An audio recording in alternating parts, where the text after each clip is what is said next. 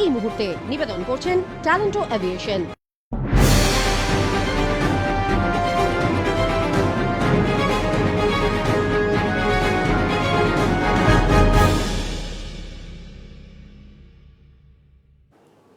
নমস্কার, আরোহী নিউজ লাইভে আপনাদের সকলকে স্বাগত জানাই। আপনাদের সঙ্গে আমি রয়েছি মাসুমা। শুরু করছি নিউজ এই মুহূর্তে। আর শুরুতেই নজর রাখবো যে খবরের দিকে। মুখ্যমন্ত্রী মমতা বন্দ্যোপাধ্যায়ের নির্দেশ মতো বুথভিত্তিক কর্মী সভার আয়োজন করা হলো মুর্শিদাবাদের শামশেরগঞ্জে। মঙ্গলবার শামশেরগঞ্জের 34 নম্বর জাতীয় সড়কের পাশের একটি বিল্ডিং এ বুথভিত্তিক কর্মী সভায় উপস্থিত ছিলেন মুর্শিদাবাদ জেলা তৃণমূল কংগ্রেসের কোঅর্ডিনেটর সৌমিক হোসেন, বিধায়ক আমিরুল ইসলাম, জেলা যুব সভাপতি ইমতিয়াজ কবির, ব্লক তৃণমূল সভাপতি শহীদুল ইসলাম সহ অন্যান্য নেতৃবৃন্দ। এদিন ব্লকের বিভিন্ন প্রান্ত থেকে সহস্রাধিক মানুষ সম্মেলনে শামিল হন।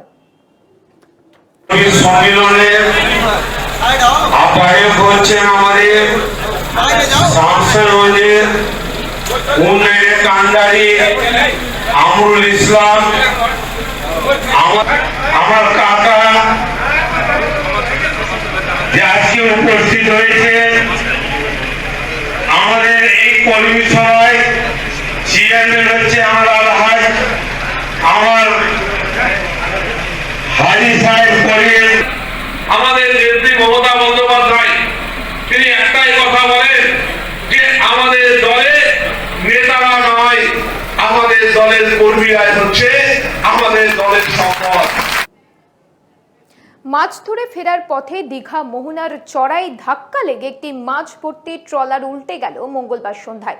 ঘটনায় রীতিমতো চাঞ্চল্য ছড়িয়ে পড়েছিল সেই এলাকায়। ট্রলারে থাকা 8 জনকে উদ্ধার করা গেলেও একজনের খোঁজে তন্ন তন্ন করে তল্লাশি চালানো হচ্ছে। বুধবার সকালে দীঘা মোহনায় নিখোঁজ ব্যক্তির মৃতদেহ উদ্ধার করে কোস্টাল থানার পুলিশ। ট্রলারটি শঙ্করপুর অভিমুখে আসার সময় এই বিপত্তি ঘটে। ট্রলারটি 4 দিন আগে বেরিয়েছিল, 9 জন মৎস্যজীবী নিয়ে বেরিয়েছিল। ওরা 6-7 দিন করে ফিশিং করে, কিন্তু হঠাৎ ওয়েদারটা ডিস্টার্ব হওয়ার জন্য, সমুদ্রে পূবের হাওয়া হওয়ার জন্য রোলিং হয়েছে, এই জন্য ওরা ঢুকে যাওয়ার জন্যই চলে এসছে। ওই সন্ধ্যা 6:30টার দিকেই ঢুকেছিল।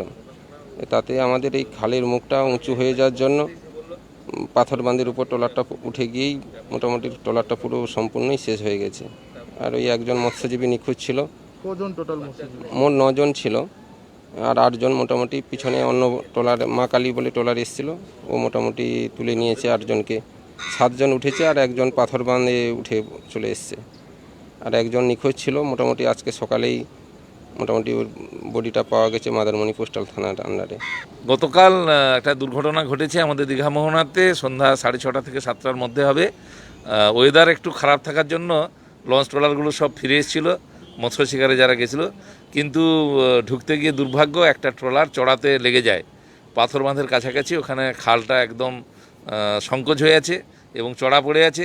জোয়ারের জল ঠিকমতো না হয় ট্রলারটা ডুবে যায়। অভিনেতা সাংসদ দেবের গ্রামে আক্রান্ত তৃণমূল কর্মী এবং অভিযোগের তীর বিজেপির দিকে। যদিও এই অভিযোগ সম্পূর্ণভাবে অস্বীকার করেছে বিজেপি নেতৃত্ব।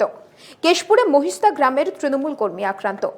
সোমবার কেশপুর ব্লকে বিজেপির একটি প্রশিক্ষণ শিবির ছিল। সেই প্রশিক্ষণ শিবির থেকে তৃণমূল কর্মীদের উপর চড়াও হয় বিজেপি কর্মীরা। এই ধরনের অভিযোগ তৃণমূল নেতৃত্বের। বিজেপি কর্মীদের লাঠির আঘাতে আহত হন তৃণমূল যুব কংগ্রেসের বুথ সভাপতি।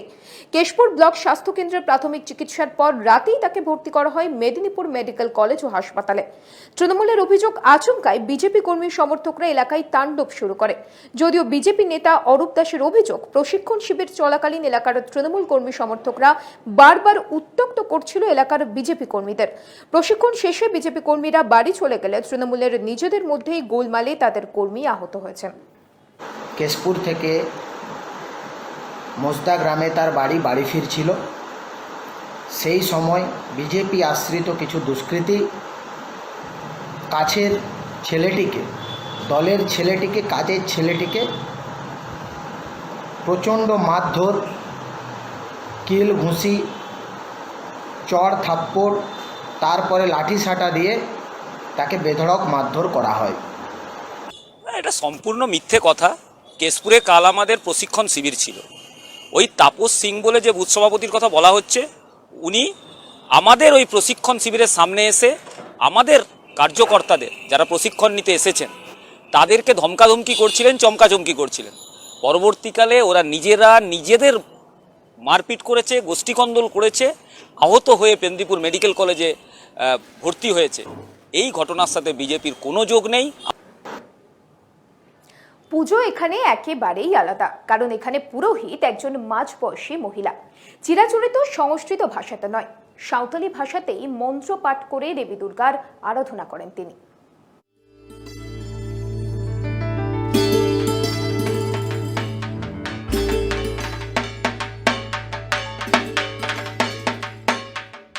পুরোহিতের কণ্ঠে সংস্কৃত মন্ত্র উচ্চারণে প্রাণ পায় মৃন্ময়ী মূর্তি।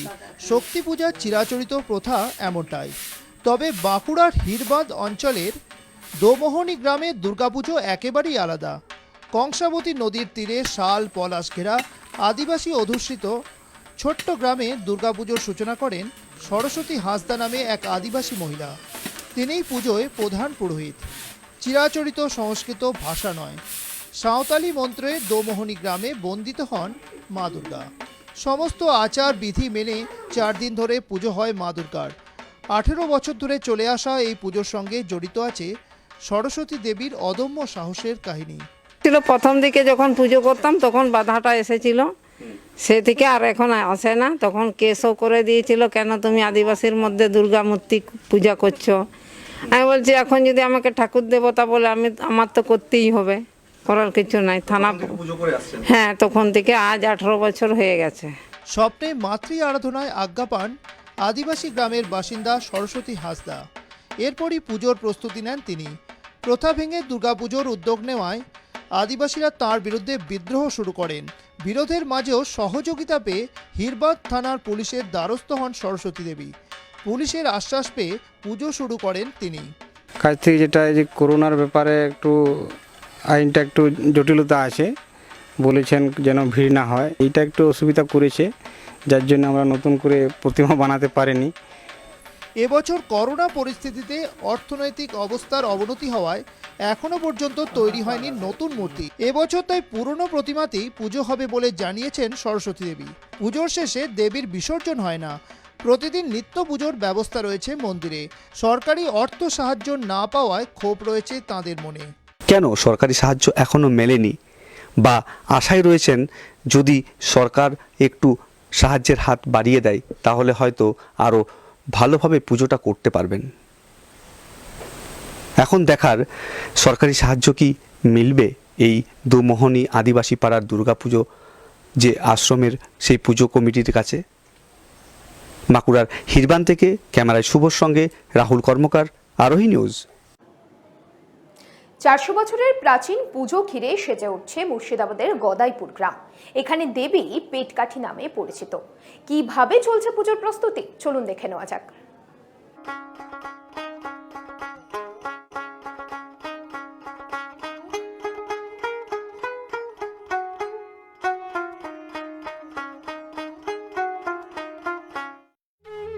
মুর্শিদাবাদের গদাইপুর গ্রামে 400 বছরের প্রাচীন দুর্গাপুজো ঘিরে চলছে জোর কদমে প্রস্তুতি। এখানে দেবী দুর্গা পেটকাঠি দুর্গা নামেই পরিচিত।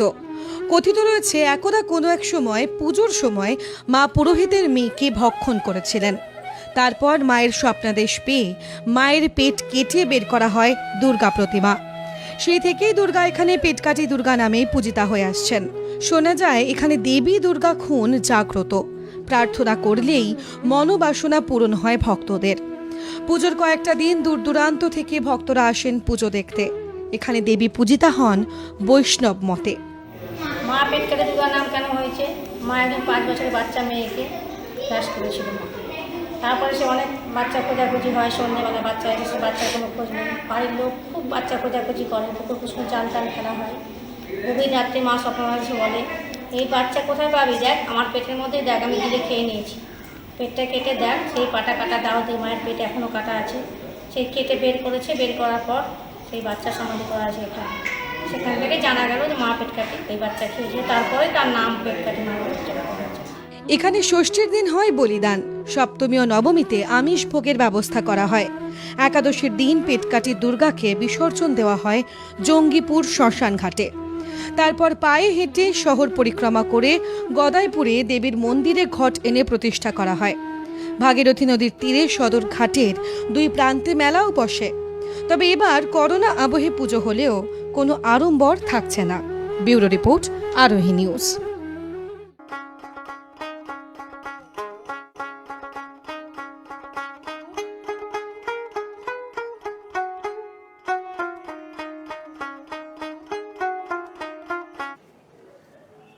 নিউজ এই মুহূর্তে এখন এই পর্যন্তই। অন্যান্য সব খবরের জন্য দেখতে থাকুন আরোহী নিউজ।